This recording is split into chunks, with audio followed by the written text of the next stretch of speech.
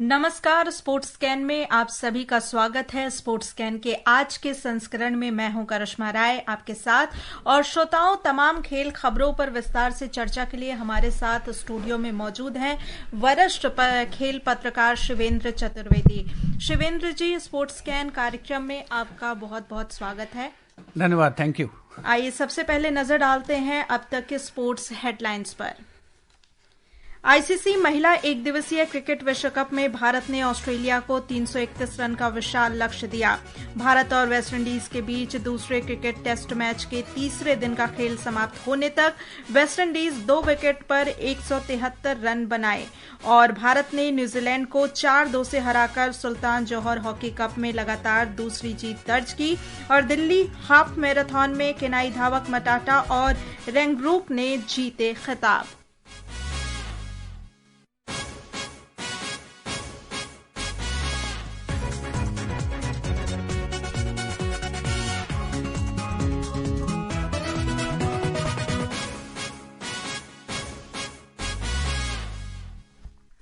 तो आईसीसी महिला एक दिवसीय क्रिकेट विश्व कप में भारत ने ऑस्ट्रेलिया को 331 रन का लक्ष्य दिया है। ताजा समाचार मिलने तक ऑस्ट्रेलिया ने 23वें ओवर में एक विकेट पर 152 रन बना लिए हैं। इससे पहले ऑस्ट्रेलिया टॉस जीतकर गेंदबाजी का फैसला किया था। उसने पहले बल्लेबाजी करने उतरी भारतीय टीम को सलामी बल्लेबाजी स्मृति मंधाना और पत्रिका रावल ने बेहतरीन शुरुआत दी और वहीं मंधाना ने इस पारी के दौरान इतिहास रचा। वह एक कैलेंडर ईयर में वनडे में 1000 रन बनाने वाली महिला क्रिकेट की पहली बल्लेबाज बन गई हैं।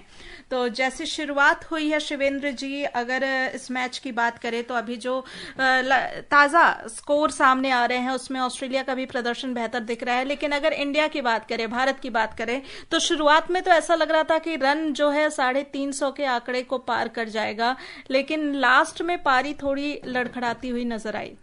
देखिए, पारी को सजाने संवारने का काम तो सच्चाई तो ये है कि टॉप ऑर्डर बैटर्स का है और मिडिल ऑर्डर का है। और अगर आप लेट ऑर्डर में ये एक्सपेक्ट करें हर बार अपनी टीम से कि टॉप ऑर्डर कुछ नहीं कर पा रहा या मिडिल ऑर्डर डिलीवर नहीं कर पा रहा, तो जो हमारे टेलेंडर्स हैं वही टीम के स्कोर को सबसे आगे ले जाएंगे। यहां 330 रन का स्कोर बना है और वनडे में आज की तारीख में भी 331 का टारगेट कहीं से भी आसान नहीं कहा जा सकता। अब यहां पर जिम्मेदारी भारतीय गेंदबाजों की है। देखिए, पत्रिका रावल पिछले मैचेस में भी उन्होंने बहुत अच्छा परफॉर्म किया है। स्मृति मंधाना के बारे में आपने खुद ही बताया कि उनका जो प्रदर्शन है वो तो लाजवाब है। वो तो एक के बाद एक रिकॉर्ड बनाती जा रही हैं और विमेन वनडे में आई थिंक इस समय वो she is one of the best player, all time greats में मैं उनको शामिल करता हूं। तो उन्होंने आज भी 80 रन बनाए, ऑलमोस्ट 100 का स्ट्राइक रेट था। पत्रिका रावल का भी सेम सिचुएशन थी। थोड़ा सा दिक्कत जो मुझे लग रही है बल्लेबाजी में वो भारतीय कप्तान हरमनप्रीत कौर, क्योंकि वो कई बार ऐसा हो चुका है पिछले बहुत सारे मैचेस से फॉर्म तलाश रही है। आज 100 से ऊपर का स्ट्राइक रेट था, 17 गेंदों में 22 रन बनाए। अमनजोत कौर ने भी 16 रन की पारी ही खेली, तो क्या कह सकते हैं? नहीं, Amanjot Kaur she is not a batsman. वो एक टॉप ऑर्डर बैटर नहीं है या वो मिडिल ऑर्डर बैटर नहीं है। बेसिकली क्या है, वो लेट ऑर्डर में आती है। लेकिन यहां पर मैं फिर ये कह रहा हूं कि 330 रन का जो स्कोर है वो किसी भी हालत में बुरा स्कोर नहीं है। अभी हमारे गेंदबाजों को डिलीवर करने की जरूरत है। और ऑस्ट्रेलिया की ओर से आप देख लीजिए, उनके जो बैटर्स हैं एक से बढ़ के एक, एलिसा हीली इस समय खेल रही हैं और एलिस पेरी खेल रही हैं। ये दोनों ही बहुत ही सक्षम बल्लेबाज हैं। ऑस्ट्रेलिया विमेन क्रिकेट में एक ऐसी टीम है जिसे पार पाना भारतीय टीम के लिए कभी भी आसान नहीं रहा। At the same time Australia भी इस बात को जानते हैं कि अगर कोई टीम उनको रियल चैलेंज दे सकती है तो वो भारतीय टीम है। तो अभी ऐसा लग रहा है 24 ओवर में 152 रन का स्कोर, तो रन बनाने की रफ्तार तो बहुत अच्छी है। और अगर इसी अंदाज में ऑस्ट्रेलिया आगे चलते रहे तो भारतीय टीम के लिए मुश्किलें हो सकती हैं। साउथ अफ्रीका से मैच हार चुके हैं और 2 मैचेस भारतीय टीम ने जीते हैं। तो टूर्नामेंट में जो प्रोग्रेशन है उसके लिहाज से तो कोई दिक्कत नहीं लग रही। लेकिन अभी विकेट चाहिए, अभी विकेट की जरूरत है भारतीय टीम को।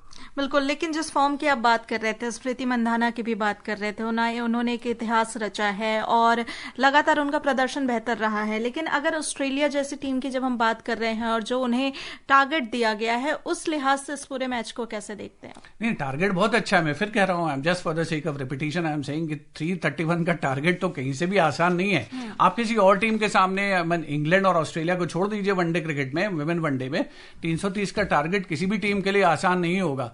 At the same time impossible भी नहीं होगा, क्योंकि इम्पॉसिबल तो कुछ भी नहीं है। लेकिन सच्चाई यही है कि अभी भारतीय टीम को विकेट्स की जरूरत है, और 25 ओवर के आसपास का खेल हुआ, अगर हम सिर्फ एक विकेट ले पाए हैं तो यहां कहीं ना कहीं थोड़ा गेंदबाजी को कुछ धार लाने की जरूरत है इस समय। भारत और वेस्टइंडीज के बीच दूसरे और अंतिम क्रिकेट टेस्ट मैच के तीसरे दिन का खेल समाप्त होने तक वेस्टइंडीज ने फॉलो ऑन खेलते हुए दूसरी पारी में 2 विकेट पर 173 रन बना लिए हैं। आज पिच पर कैसा खेल हुआ, जानकारी दे रहे हैं हमारे संवाददाता। दिल्ली के अरुण जेटली क्रिकेट स्टेडियम में खेले जा रहे दूसरे मैच के तीसरे दिन भारत ने वेस्टइंडीज को फॉलो ऑन दिया।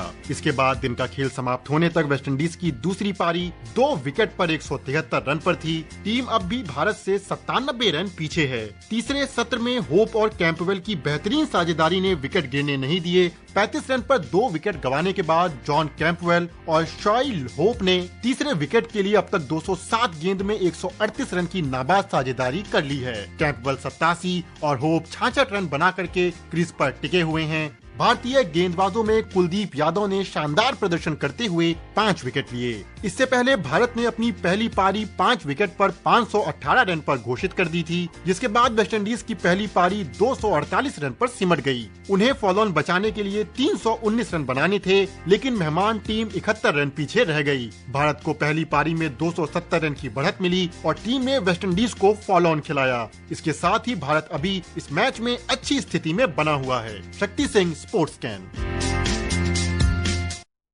तो शिवेंद्र जी, अगर इस पूरे सीरीज को देखें तो जिस तरीके से वो खेल रहे थे, और अभी पूरे पारी की बात करें तो आज पहला दिन था जब वेस्टइंडीज ने थोड़ा ज्यादा अच्छा प्रदर्शन किया, और जो साझेदारी रही उसे देखकर क्या लगता है कि क्या इससे कल जो मैच होगा उसमें कुछ बदलाव होगा, और क्या चौथे दिन मैच खत्म हो सकता है या 5वें दिन का वेट करना पड़ेगा? देखिए, ये परमिटेशन कॉम्बिनेशन, किस दिन मैच खत्म होगा या किस दिन मैच नहीं खत्म होगा, ये कह पाना मुश्किल है। लेकिन रिजल्ट एज ऑफ नाउ अगर आप मुझसे पूछेंगे तो मुझे लग रहा है कि भारतीय टीम इस मैच को जीतने वाली है, अनलेस एंड अनटिल कोई मिरेकल हो जाए। मिरेकल क्रिकेट में बहुत होते हैं, और मिरेकल यहां पर ये भी हो सकते हैं कि कोई वेस्ट इंडीज का बैटर है वो डबल सेंचुरी मार दे।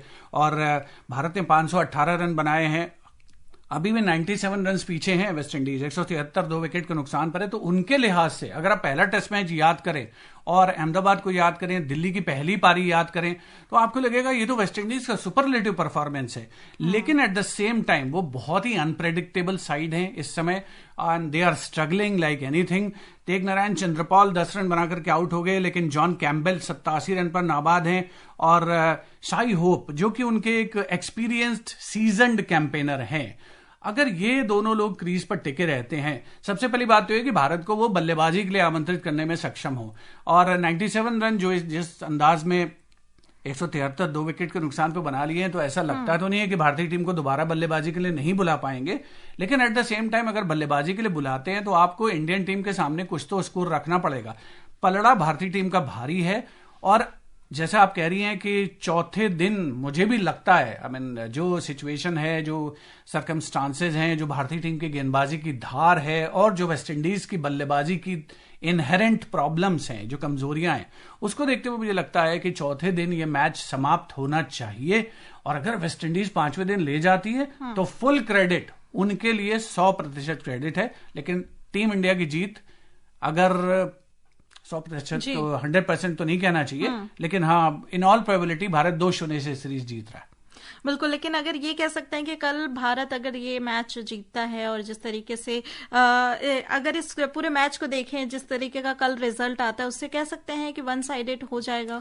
ये वन साइडेड ही है, ये वन साइडेड ही है सीरीज, क्योंकि पहला मैच जिस तरीके से भारतीय टीम ने जीता, और दूसरे मैच में भी 518 रन 5 विकेट के नुकसान पर बनाए, ताबड़तोड़ बल्लेबाजी यशस्वी जायसवाल की ओर से हुई, शुभमन गिल ने बेहतरीन सैकड़ा जमाया, और उसके बाद कुलदीप यादव ने भी 5 विकेट लिए। दूसरी पारी में ऑफकोर्स वेस्टइंडीज के 2 ही विकेट गिरे हैं, लेकिन जब स्पिन गेंदबाज आएंगे, थोड़ा सा पिच डिटोरेट होगी तीसरे दिन लंच के बाद, और चौथे दिन तो वेस्टइंडीज के लिए तो बहुत ही मुश्किल होगा। अगर वो कल पूरे दिन खेल जाते हैं तो मैं इसे चमत्कार कहूंगा।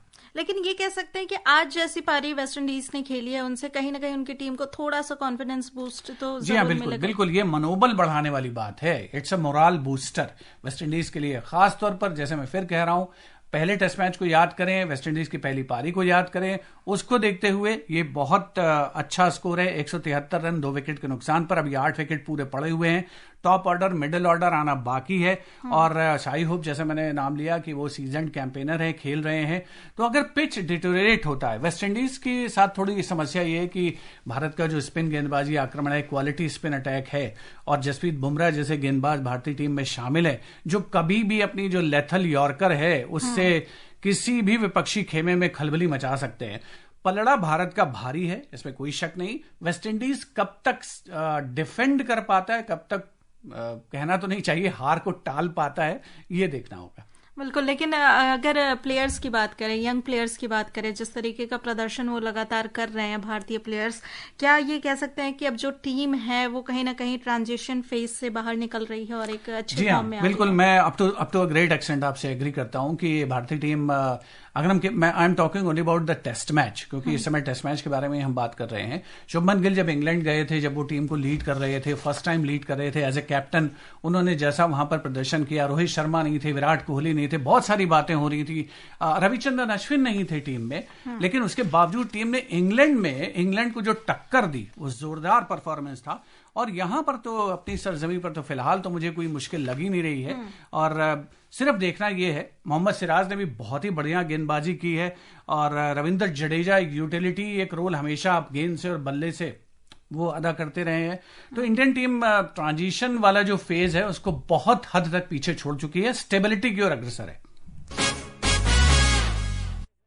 तो वहीं भारतीय जूनियर पुरुष हॉकी टीम ने आज न्यूजीलैंड को 4-2 से हराकर सुल्तान जोहर कप में अपना अजय अभियान जारी रखा है। भारत के लिए अर्शदीप सिंह, पीवी सुनील, अरिजीत सिंह और आर कुमार ने एक गोल किए, जबकि न्यूजीलैंड के लिए आपको बता दें कि एडन मैक्स ने गोल दागे हैं। भारत ने इससे पहले टूर्नामेंट के पहले मैच में ब्रिटेन को 3-2 से हराया था। अब भारत का अगला मुकाबला मंगलवार को पाकिस्तान से होगा। तो जिस तरीके से ये पूरा मैच रहा है, अगर आज देखा जाए तो डिफेंस को ज्यादा मजबूत होने नहीं दिया, और कहीं भी अगर टीम की बात करें, भारतीय टीम ने न्यूजीलैंड को अपने पे हावी नहीं होने दिया। देखिए, भारतीय टीम में इस समय जो कोच हैं वो हैं PR श्रीजेश, जो भारतीय जूनियर टीम के साथ हैं। और जैसे हम क्रिकेट में राहुल द्रविड़ को द वॉल बोलते थे, वैसे ही हॉकी में PR श्रीजेश को द वॉल बोलते थे। और उन्होंने सैकड़ों मैच खेले हैं, और न जाने कितने मैचेस में, देखिए रोलिंग सब्स्टिट्यूशन में खिलाड़ी अंदर बाहर होते रहते हैं, लेकिन गोलकीपर मोस्टली नहीं होता बाहर। तो श्रीजेश भारतीय जूनियर टीम को इस समय बहुत अच्छे तरीके से शेप कर रहे हैं। दोनों मैचेस में भारतीय टीम का जो प्रदर्शन रहा है काबिले तारीफ रहा है। और सुल्तान ऑफ जौहर कप एक ऐसा टूर्नामेंट है जो कि भारतीय टीम को अच्छा एक्सपोजर दे रहा है आगे आने वाले मुकाबलों के लिए। मुझे तो ऐसा नहीं लगता कि भारतीय टीम को आगे मैचेस में भी कोई दिक्कत होनी चाहिए। दिल्ली हाफ मैराथन में आज केन्याई धावक एलेक्स निंजियोक मटाटा और लिनियन कांसेट रेंगरुक ने उल्लेखनीय जीत दर्ज की। ऐसा दूसरी बार था जब इस आयोजन के एक ही संस्करण में केन्याई धावकों ने पुरुष और महिला दोनों वर्गों में खिताब जीते हैं। तो इसी के साथ लगातार हम आपको अपडेट दे रहे हैं, और आपको बता दें कि केंद्रीय युवा कार्यक्रम और खेल मंत्री डॉक्टर मनसुख मांडविया ने नई दिल्ली में डॉक्टरों और स्वास्थ्य पेशेवरों के साथ fit India Sunday on cycle का नेतृत्व किया। Fit India Sunday on cycle का आज का संस्करण देश भर के स्वास्थ्य कर्मियों को समर्पित था, जिन्होंने मोटापे जैसी जीवन शैली संबंधी बीमारियों से निपटने में शारीरिक गतिविधियों के महत्व पर बल दिया।